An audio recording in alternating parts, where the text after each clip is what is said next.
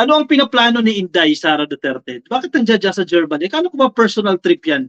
Bakit nakipag-meeting sa mga leader ng maisog? Uy, mukhang may plano ha. Pagbalik ha, mukhang may plano ha. Ano, malawakang maisog rally? Anong ginagawa ni Inday? Kala ko ba nanood na ng concert ni Taylor Swift? Eh mukhang may plano ata dyan eh. Nakipagpulong, hindi lang to basta-basta. Kilala ko yung isa dito ka-coffee. Doon sa picture, hindi ko na ituturo. Na-meet ko mismo yan. Nung nagpunta ako ng Europa, na-meet ko. Die-hard Duterte supporter yan. Nag-organize ng event.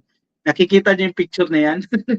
yung isa sa dyan, yung isa dyan, kilala ko mismo na, interview ko pa yan.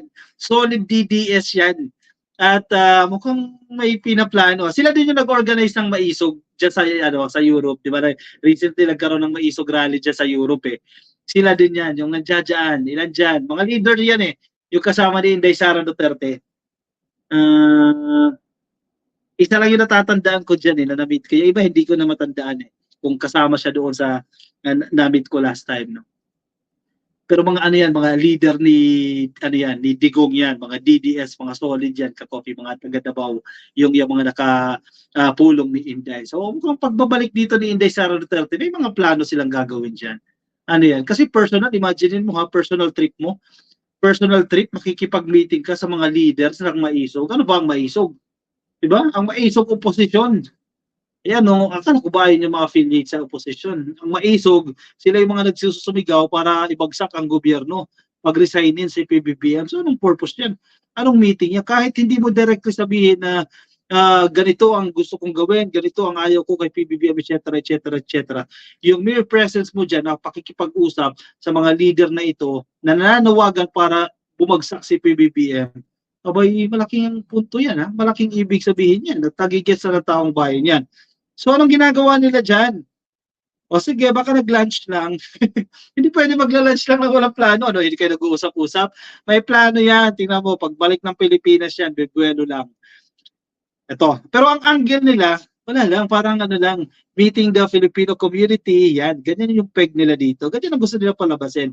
Meeting with the Filipino community. Pero definitely naman si PBBM, alam niya na hindi nakampante yan kasi nadala na yan ng 2016 eh, nang trinidor siya ng napakaraming tao. Alam na nila yan. Ito mga ganito, yung ganitong narrative na soft lang, kunya-kunyari lang, meeting, lunch. Nako, malalim yan. Pinasalamatan ni Vice President Sara Duterte ang kanyang mga supporter sa mainit nilang pagtanggap at pagsuporta sa kanya at sa kanyang pamilya. Hindi lang ito basta supporter ka-coffee. Yung nakikita nyo sa litrato, hindi lang yan supporter, mga leader yan. Leader yan ng mga group dyan sa Europa.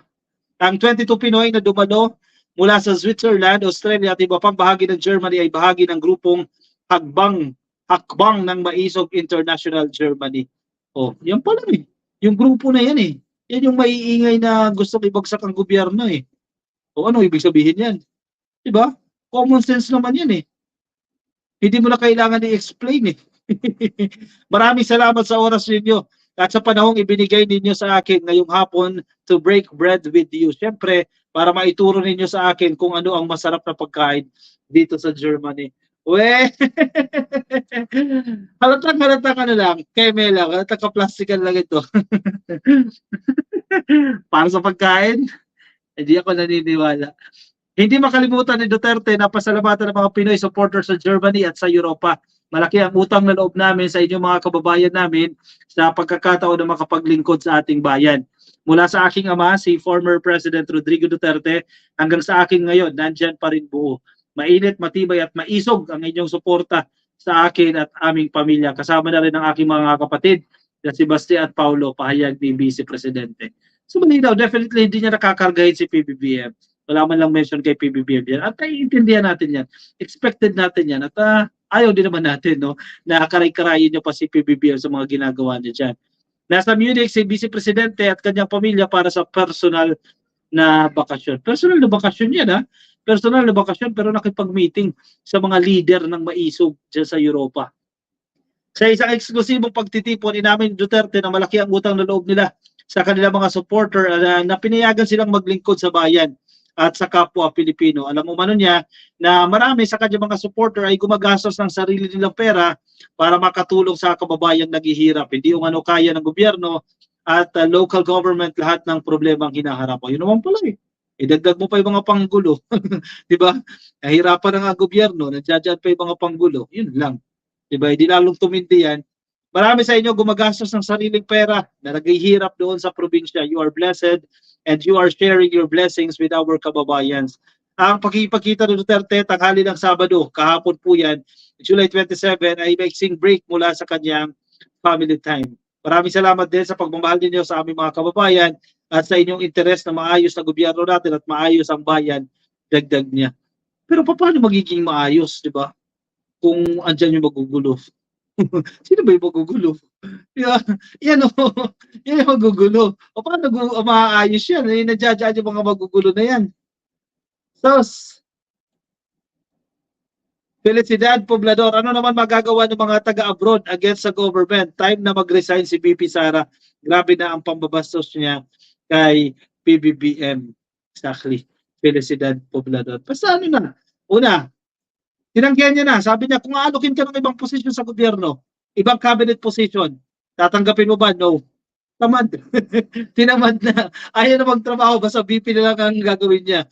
Most of the time, ang BP, binibigyan pa yun ng isang cabinet position. Ngayon, wala na, tinatamad na eh. Gusto na lang mag-chillax-chillax na lang siya dyan.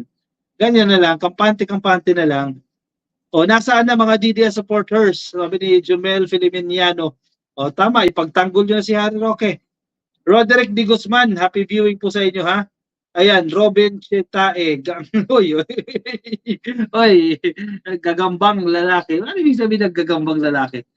Gumagapang? Gano'n ba yun? Nawawala-wala yung signal natin. Gagambang lalaki. Bakit gagambang lalaki naman yan? Shoutout natin mga ka-coffee natin sa Facebook kay Norma Novelas Miramonte. Shoutout po sa inyo kay Ma'am Lydia Liagado, kay Paulo Marco Aguilar. Shoutout po sa inyo ka-coffee. Solid BBM, Kmar Farm TV. Oy, live mula dyan sa Caraga Region, sa Caliga Tribes. God bless po sa inyo. Happy viewing po sa inyo. Pagbalik niyan ka-coffee, may ano yan, may mga gagawin yan. Mag-organize yan. Kasi malapit ang filing ng candidacy. October, filing na ng candidacy, no?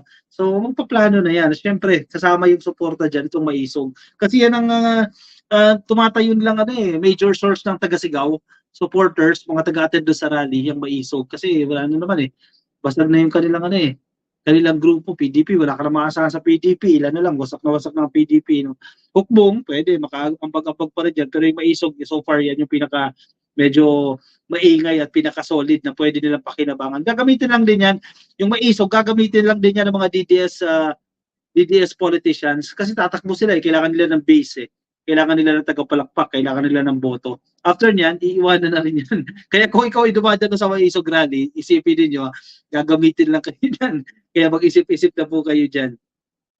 Aurora Zamora, 20 people lang sila sa picture. Ang daming mautog sa Germany. Lol, Aurora Zamora. Kasi ano naman to, Ma'am Aurora?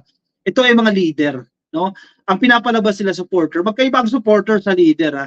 Ang leader, posibleng supporter lang yan. Pero kung titila mo yung level, yung supporter, pwedeng ano lang yan, ordinaryong mamamayan. Ang mga leader, sila may control doon sa mga members, sa mga supporter. May mga makinarya yung mga yan. So yan ang miniting. Wag iboto si Amy, nakakainis na siya. Hi, sabi ni Mel, sa payon. Kaya solid Duterte, si Monina Valerio. Sige po, good luck po sa inyo. Iboto niyo po siya sa nalalapit na halal. Dennis Andres, shoutout sa inyo. Gigi Sakdalan, happy viewing din po sa inyo. At kay SP Natividad at kay Eduardo Batalio. Shoutout din kay Micaelo Guerrero, nakikinig po dyan sa Facebook. O siya, sige, kung nasa Facebook kayo, please follow and like. Baka di pa kayo naka-follow and like. At i-like na rin po yung video na yan. Nasa YouTube po kayo, subscribe muna kayo, ka-coffee, no? Pati mga DDS na bitter dyan, subscribe na rin ka-coffee. Leonardo Paragas, na-skip comment ko ka-coffee. Ha ha ha ha. Ano po ba yung comment nyo? Medyo marami-rami po kasi yung comment Teka, balikan ko ha. Hindi ko nababasa lahat kasi medyo mabilis ka-coffee, Mabilis umaangat yung mga comments. So minsan hindi ko na nababasa. Ang ginagawa ko kasi, kung ano yung tumapat, kiniklik ko yan. Kahit nga mga negative, nababasa ko yan. Kasi hindi ko na pinipili yan. Raul Buena, ang ating Pangulo na si PBBM ay isang halimbawa ng isang tunay na taong may malasakit sa ating mamamayan. Ano pa ba ang hinahanap ng mga yan? Hindi ang tulad ni Inday Sara Duterte, luklok agad yan. Ang problema, hindi na makapaghintay. Gusto na agad pababain si PBBM para sila na makaupo dyan. Ako, ewan ko sa inyo dyan. O siya, sige, kuha na kayo ng kape, ka-coffee at tayo mag-move on sa ating next topic.